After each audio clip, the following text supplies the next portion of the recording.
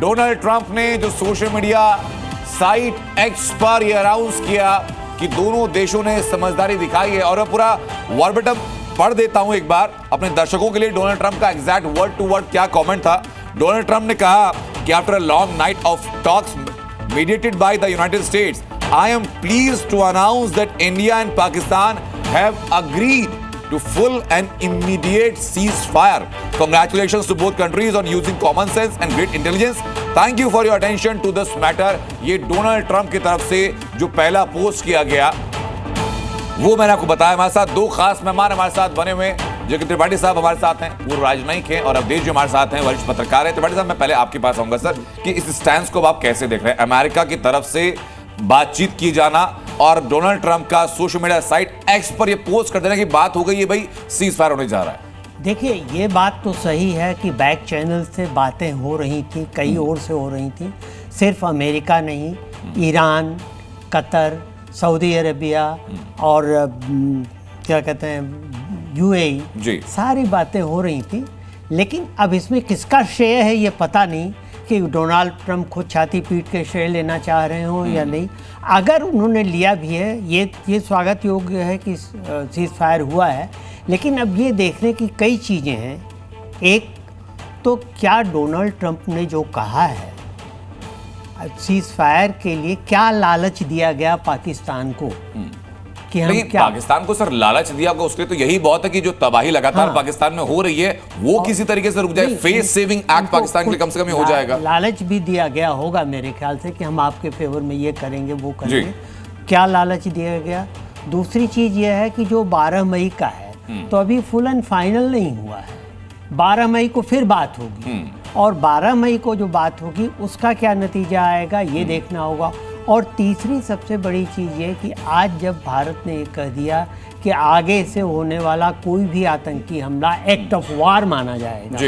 देखिए, international law में war जो है एक क्राइम है, प्रोहिबिटेड चीज़ है, और इसलिए वॉर जो कोई करता है, कोई कंट्री ये नहीं कहती कि हम युद्ध में जा रहे हैं, बिल्कुल कंट्री कहती है कि हम आत्मरक्षा में जा रहे हैं, क्योंकि आत्मरक्षा भारत ने प्रिकॉशन मेजर पर डिक्लेयर कर दिया कि एक अगला टेररिस्ट अटैक और वो एक्ट ऑफ वॉर भारत माना जाएगा, और जब वॉर है तो हमें आत्मरक्षा करने तो फुल थ्रॉटल एक्शन फिर देखने के लिए मिलेगा। यानी चेता दिया गया कि आगे से आइंदा तुम ख्याल रखना। लेकिन अवधेश जी मुझे बताइए सर कि 12 तारीख का जो वक्त तय किया गया है, तो ये माना जाए कि immediate cease fire for now, यानी 12 तारीख को डिस्कशन होगा, वो अंतिम पायदान होगा, अभी अंतिम पायदान नहीं है। देखिए, सीज फायर एक औपचारिक शब्द है, इसलिए यहाँ इस्तेमाल किया जा रहा है, क्योंकि दूसरा हमारे पास शब्द अभी तक उपलब्ध नहीं है कि हम इसको क्या मानते हैं।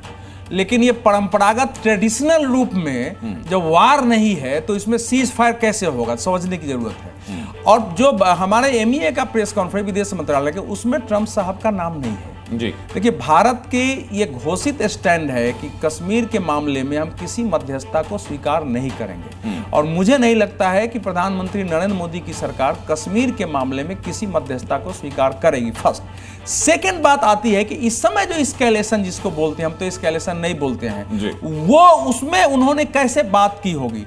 लेकिन अब जो भारत ने जो अभी कुछ समय पहले, मेरे ख्याल से 1.5-2 घंटे पहले भारत ने कहा है कि अगर आतंकवादी हमले होंगे तो उसको हम एक्ट ऑफ वार मारेंगे और हम कार्रवाई करेंगे। तो पाकिस्तान के साथ क्या अमेरिका के साथ जो भारत ने कहा होगा, तो भारत ने तो कहा होगा कि हमने तो जो उनके 9 ठिकानों पर जो हमले किए थे, न तो हमने मिलिट्री को छुआ है, न सिविलियन को छुआ है, और बाजाप्ता हमने उनको इन्फॉर्म कर दिया था कि हमने ये किया है, ये हम आपके साथ वार में नहीं है। लेकिन अगर उसको मान रहे हैं कि हम पर हमला है तो ये वार जारी रहेगा। तो एक्ट ऑफ वार का ये मतलब हुआ, घोषित हुआ है। तो ट्रंप ने उसको कहा होगा, कुछ किया होगा। मुझे लगता है आईएमएफ में जो है 17-19%, 18-19% जो है अमेरिका का है, थोड़ी लोन दिलवाने में मदद की होगी, भैया लड़ो मत, मर जाओगे। अभी तो 20 लाख करोड़ का लेकिन देखिए क्या प्रधानमंत्री नरेंद्र मोदी की सरकार जो ऑपरेशन सिंदूर है उसको लॉजिकल कंक्लूजन तक ले जाने की मन स्थिति में नहीं थी, दिखाई दे रहा था थी। मैं मानता हूं कि अभी भी है। जो प्रधानमंत्री ने कहा कि अब जो भी बचे खुचे आतंकी हैं उनको मिट्टी में मिलाने का वक्त आ गया है। तो अंतिम सीमा तक और ये जो युद्ध की दो बात डिसीजन थी, लिए गए सर, पहला तो ये कि 12 तारीख को, अभी इमीडिएट सीज़फायर फॉर नाउ है, 12 तारीख को है, 12 तारीख को बड़ी फिर तो है। चर्चा होनी है इस मामले में। और दूसरा कि अगर कोई भी एक्ट ऑफ टेरर होता है तो भारत उसको एक्ट ऑफ वॉर मानकर चलेगा।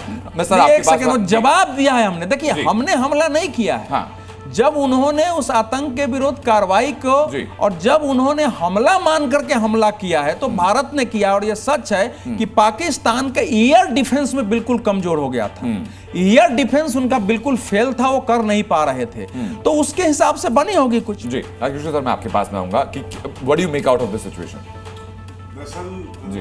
मुझे लगता है कि जिस तरीके से अभी विदेश मंत्रालय या विदेश सचिव ने जो और उसको ब्रीफिंग में है या वो एक कमेंट देकर वो बिल्कुल भागते हुए दिखाई पड़े, बिल्कुल हल्का सा बोलकर चले गए, जी। तो अभी थोड़ा इंतजार करना पड़ेगा कि आखिर इसमें हासिल क्या हुआ। मैं ये नहीं समझ पा रहा हूँ कि ये अगर घोषणा होनी थी तो ये भारत और पाकिस्तान के बीच घोषणा होनी चाहिए जी। थी। पहले अमेरिकी राष्ट्रपति ट्वीट करते हैं, उसके बाद वहां पर जो है उनके विदेश मंत्री करते हैं, फिर इशाक डार करते हैं, फिर वहां के उपराष्ट्रपति करते हैं, उसके बाद जाकर भारत के जी। विदेश सचिव आकर यहां पर बात करते जी। हैं। मुझे ये जानने में दिलचस्पी है जी